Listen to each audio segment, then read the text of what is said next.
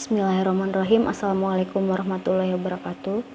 Selamat datang pada kelas kalkulus untuk materi pengenalan silabus dan kontrak perkuliahan. Jadi mata kuliah kalkulus 1 ini merupakan dasar dari mata kuliah kalkulus 2 yang akan kalian pelajari pada semester berikutnya. Mata kuliah ini secara garis besar membahas tentang sistem bilangan real, fungsi, limit, turunan, penerapan turunan, dan anti turunan.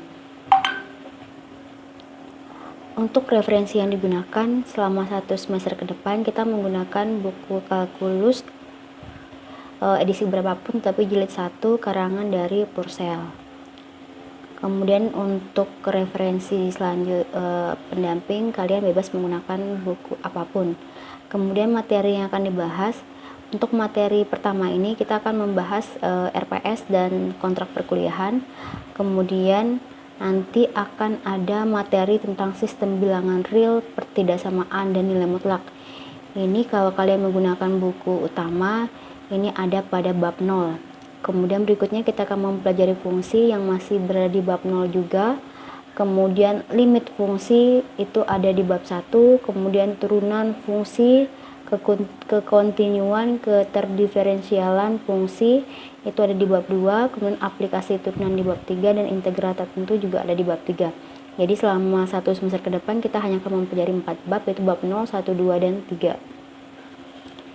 Nah, apa saja yang merupakan capaian pembelajaran dari mata kuliah kalkulus ini? Jadi diharapkan setelah mengikuti mata kuliah kalkulus 1 ini, mahasiswa mampu menguasai materi, struktur, dan konsep mengenai limit dan turunan, serta penggunaan turunan termasuk limit dan turunan pada fungsi-fungsi khusus. Kemudian, mahasiswa mampu mengaplikasikan konsep dan keilmuan mengenai limit dan turunan serta penggunaan turunan untuk memfasilitasi pengembangan potensi peserta didik melalui komunikasi yang efektif dan empatik. Kemudian, mahasiswa juga diharapkan mampu untuk mengembangkan sikap belajar matematika dan mengaplikasikannya dalam kehidupan sosial, termasuk mampu bekerja sama dengan mahasiswa lainnya.